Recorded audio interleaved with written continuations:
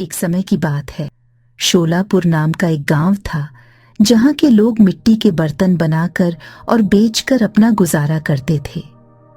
इसी गांव में एक गरीब कुम्हार था जिसका नाम राम प्रसाद था।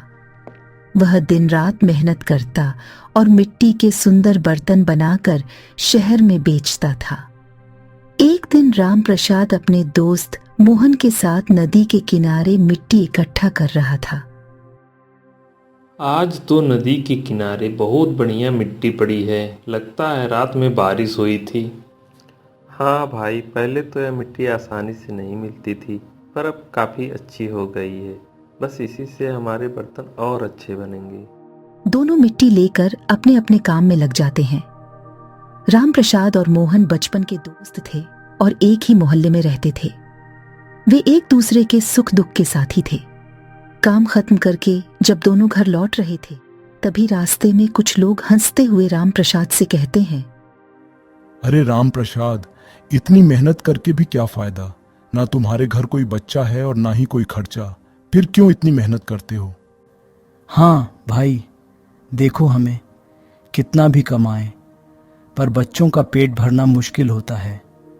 तुम तो आराम से जिंदगी गुजार सकते हो।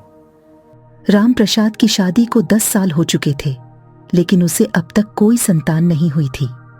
गांव वालों की यह बातें सुनकर राम प्रसाद बहुत दुखी हो जाता, पर चुप रहता। तभी मोहन गुस्से से बोलता है, तुम लोगों को शर्म आनी चाहिए। यह तो भगवान की मर्जी है। बच्चा कब होगा यह भगवान ही तय करता है। अरे, हम तो बस इतना कह रहे थे कि अब बुढ़ापा आ चुका है। इतना तो कमाई कर ही लिए होंगे राम प्रसाद भैया कि बाकी का जीवन सुकून से कट जाए। आजकल तो किसी को सलाह देने का जमाना ही नहीं रहा।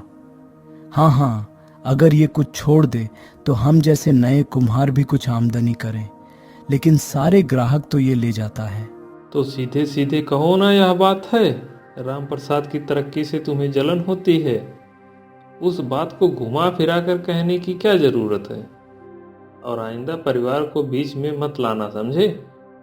राम प्रसाद अपने दोस्त को शांत कराता है और दोनों घर चले जाते हैं। लेकिन रास्ते में यह बातें राम प्रसाद के दिल में बार बार गूंजती रहती हैं। जब वह घर पहुंचता है तो उसकी पत्नी सीमा देखती है कि वह परेशान है। क्या हुआ जी?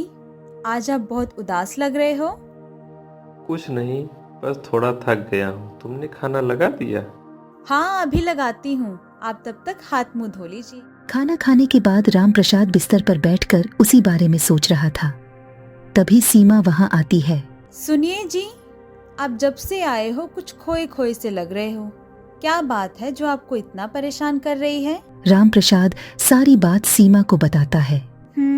सच कहूँ तो ये बात मुझे भी चुभती है, लेकिन हमें संतान ना होने के पीछे भी ईश्वर की ही कोई लीला होगी।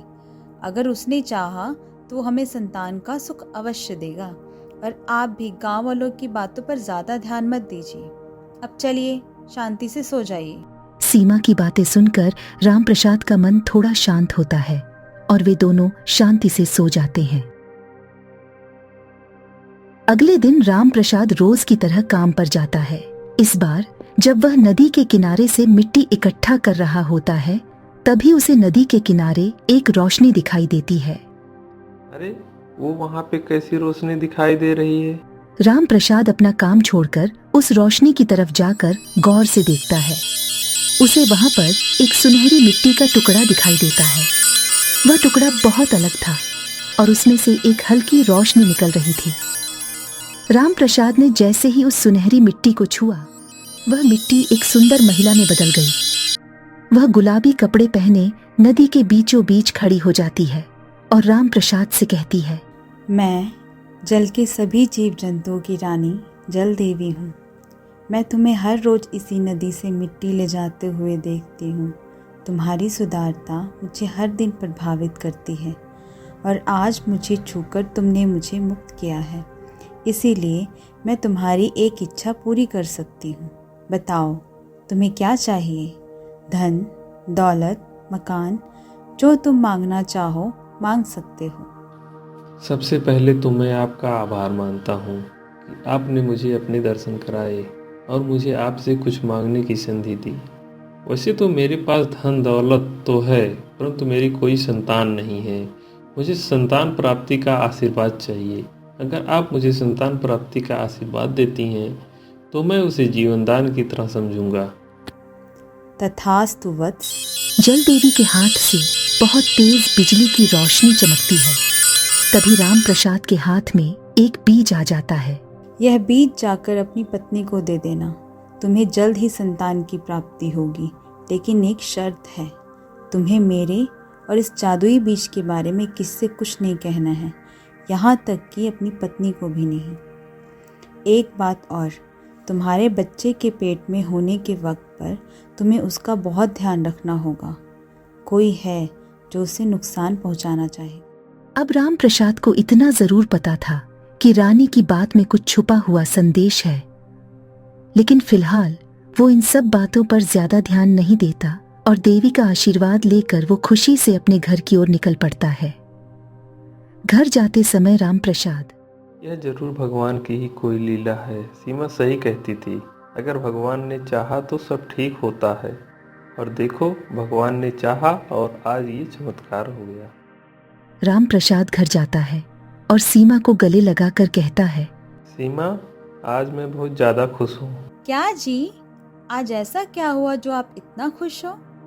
मुझे भी तो बताओ। आज मुझे रास्ते में एक बाबा मिले थे। उन्होंने कहा कि जल्द ही तुम्हारी अधूरी इच्छा पूरी होने वाली है और उन्होंने प्रसाद में मुझे ये बीज दिया। तुम जल्दी से इसे खा लो। हाँ जी, खाती हूँ। तो आप इस बात से इतना खुश हो? हाँ बाबा, अब ये सब छोड़ो और जल्दी से ये प्रसाद खाओ। राम प्रसाद ने बीज अपनी पत्नी को बिना पूरी सच्चाई बताए खाने के लिए दिया। कुछ महीनों बाद सीमा को चक्कर और उल्टी जैसा महसूस होने लगा। पहले तो सीमा ने इसे आम बात समझकर नजरअंदाज किया, लेकिन जब यही सब 2-3 दिनों तक लगातार चलता रहा, तब सीमा राम प्रसाद से कहती है, सुनिए जी, मेरी तबीयत 2-3 दिनों से कुछ ठीक नहीं लग रही। मुझे बार बार चक्कर और उल्टी जैसा महसूस हो रहा है। सीमा, तुमने मुझे पहले क्यों नहीं बताया? हमें तुरंत डॉक्टर के पास चलना चाहिए। वे दोनों डॉक्टर के पास जाते हैं और सारे चेकअप कर लेते हैं। कुछ देर बाद डॉक्टर मुस्कुराते हुए आते हैं। रामू, घबराने की कोई बात नहीं है। तुम्हारी पत्नी बिल्कुल ठीक है, बल्कि खुशखबरी है। तुम्हारे घर जल्द ही एक नया मेहमान आने वाला है। रामू, तुम अब बाप बनने वाले हो। यह सुनकर राम प्रसाद और सीमा खुशी से फूले नहीं समाते और डॉक्टर से कहते हैं, सीमा, सुना तुमने डॉक्टर साहब ने क्या कहा? तुम माँ बनने वाली हो और मैं बाबा। हाँ हाँ, सुना। मैं बहुत खुश हूँ जी। आपका बहुत बहुत धन्यवाद। भगवान ने बहुत दिनों बाद हमारी पुकार सुनी है। लेकिन रामू, क्योंकि यह लेट प्रेगनेंसी है, इसलिए तुम्हें अब इनका खास ख्याल रखना होगा। जी डॉक्टर, मैं इस बात का पूरा ध्यान रखूंगा। लेकिन यह खबर रघु नाम के एक पुराने कुम्हार को भी लगती है। रघु को राम प्रसाद की सफलता से हमेशा जलन होती थी और इसीलिए उसने एक तांत्रिक की मदद से सीमा पर जादू टोना किया था, ताकि उसे कभी भी संतान ना हो और वो राम प्रसाद को तड़पता हुआ देख सके। और इसी वजह से आज तक राम प्रसाद और सीमा को संतान का सुख प्राप्त नहीं हुआ था।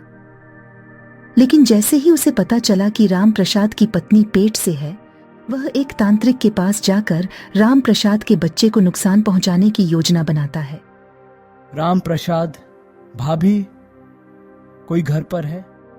हाँ रघु भैया, बोलिए। कुछ नहीं, खुशखबरी का पता चला तो हालचाल पूछने आ गया और कुछ फल भी लाया था आपके लिए।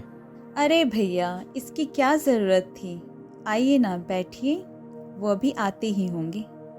नहीं, बस चलता हूँ। इतना कहकर रघु वहां से जल्दी से निकल जाता है। थोड़ी देर बाद राम प्रसाद भी घर आ जाता है। वो देखता है कि सीमा के हाथ में फल था और वो उसे खाने ही वाली थी। तभी राम प्रसाद कहता है, रुको सीमा, ये फल ये कहाँ से आए? मैंने तो नहीं लाए थे। वो अभी रघु भैया आए थे हालचाल के लिए।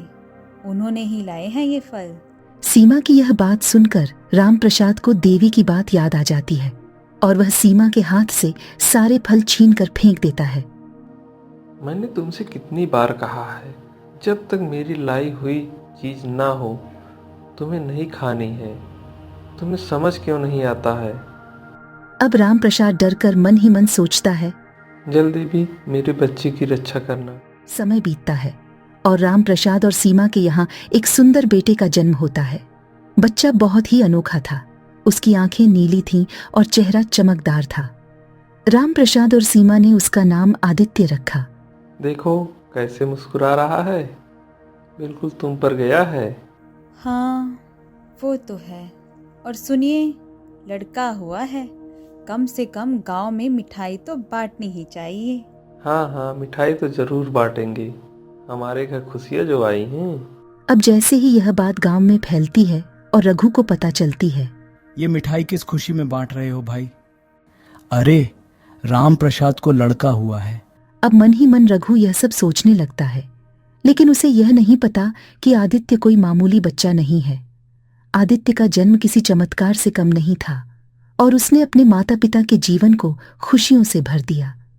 राम प्रसाद के बच्चे की खुशखबरी पूरे गांव को पता चलती है और पूरा गांव राम प्रसाद के लिए खुश होता है। इधर रघु राम प्रसाद की खुशियों से जलता रहता है और दूसरी ओर राम प्रसाद और सीमा अपने नए मेहमान के साथ खुशी से अपना जीवन व्यतीत करते हैं।